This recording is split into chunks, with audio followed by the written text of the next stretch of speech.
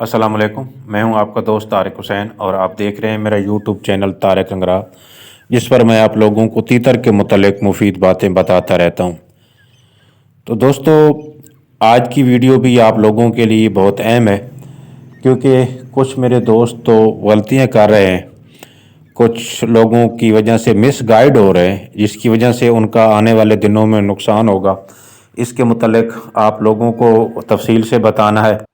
और दूसरा, एक दोस्त हैं घुमन सिंह, इन्होंने कमेंट में कहा है कि भाई मेरे तीतर का नाक बंद हो गया है। उसके लिए ये है कि भाई सबसे पहले तो आप तीतर के नाक का जो बैरूनी हिस्सा है उसको चेक करें कि कहीं सुराख के ऊपर कोई मवाद वगैरह तो जमा हुआ नहीं है।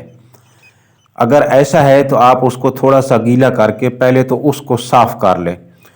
अक्सर ये जो मसला होता है ये ज़ुकाम की वजह से हो जाता है। जब तीतरों को ज़ुकाम होता है, शुरू शुरू में ये ज़ुकाम पतला होता है, पानी की तरह बहता रहता है, निकलता रहता है, लेकिन यूं ही बाद में ये गहरा हो जाता है तो फिर ये तीतर के नाक के अंदर जमना शुरू हो जाता है। इसकी वजह से तीतर को सांस लेने में दुश्वारी पैदा होती है, और जब ये इसका नाक मुकम्मल तौर पे बंद हो जाता है तो फिर इसको मुंह की मतलब मुंह से इसको सांस लेना पड़ता है, क्योंकि सांस लेने के दो रास्ते होते हैं, एक नाक और दूसरा मुंह। तो जिसकी वजह से तीतर मुंह खोल के सांस लेता है। सबसे पहले तो आपने नाक को साफ़ कर लेना है और फिर तीतर के नाक के ऊपर मुंह रख के जो सुराख जब आपको नज़र आ जाएगा तो उसके ऊपर हल्का सा मुंह रख के, ज़्यादा दबाना भी नहीं है, क्योंकि उससे तीतर का जो नाक है वो बंद हो जाता है और उसकी जो हवा आप मारेंगे मुंह की मदद से वो उसके अंदर नहीं जाएगी, नाक से गुज़र नहीं पाएगी। तो आपने आराम से आहिस्ती से तीतर के नाक के ऊपर मुंह रख के उसको फूंक मारनी है।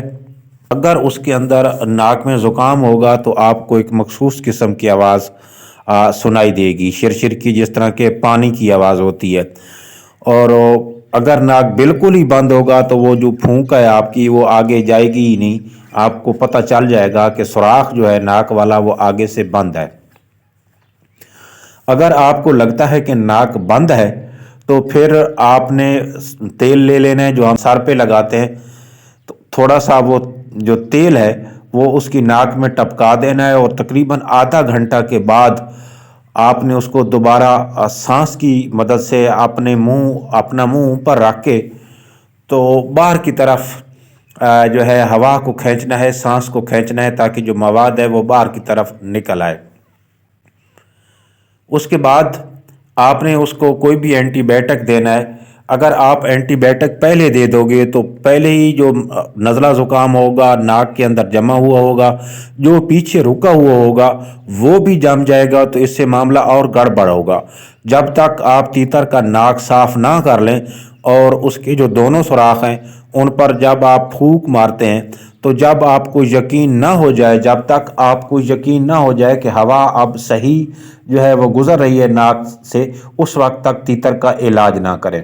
अपना कोई भी एंटीबायोटिक आप इस्तेमाल कर सकते हैं नज़ला ज़ुकाम को खुश्क करने वाला। उसके बाद जो उसका पानी है वो उसमें पल्मोनोल सिरप है एक, उसका इस्तेमाल करें, वो उस पानी में मिला कर दें।